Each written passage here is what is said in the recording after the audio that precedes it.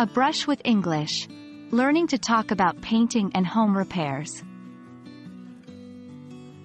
Hello, and welcome back to our channel. Today we're diving into a very hands-on topic, painting and touch-ups around the house. We'll be learning some common English phrases and vocabulary associated with this part of home maintenance.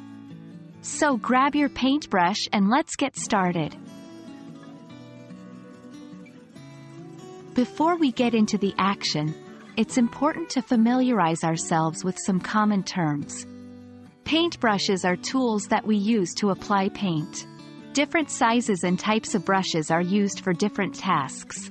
A paint roller is a larger tool that helps you paint large, flat surfaces quickly. Primer is a special type of paint that we apply before the actual color. It helps the paint adhere to the surface better. The color that we apply is known as the top coat.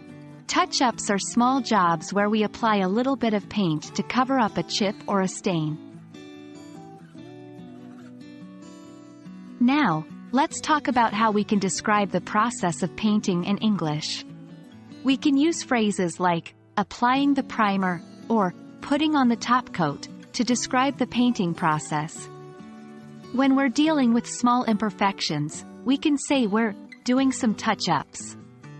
If we need to cover up an old color, we can say we're painting over something. If we're painting in small, precise areas, we can say we're edging or cutting in. English language is filled with expressions and idioms that originated from painting. Let's look at a few of them. When we say someone is like a bowl in a china shop, we're saying that they're clumsy or careless. Just like you would be if you knocked over a paint can. And if you've worked really hard at something, only to have it go unnoticed, you might say you feel like watching paint dry. A phrase we use to describe something that is extremely boring. And there we have it. I hope this has been an illuminating look into the world of painting and touch-ups. Remember, practice makes perfect, so try to use these new phrases and expressions in your everyday conversations.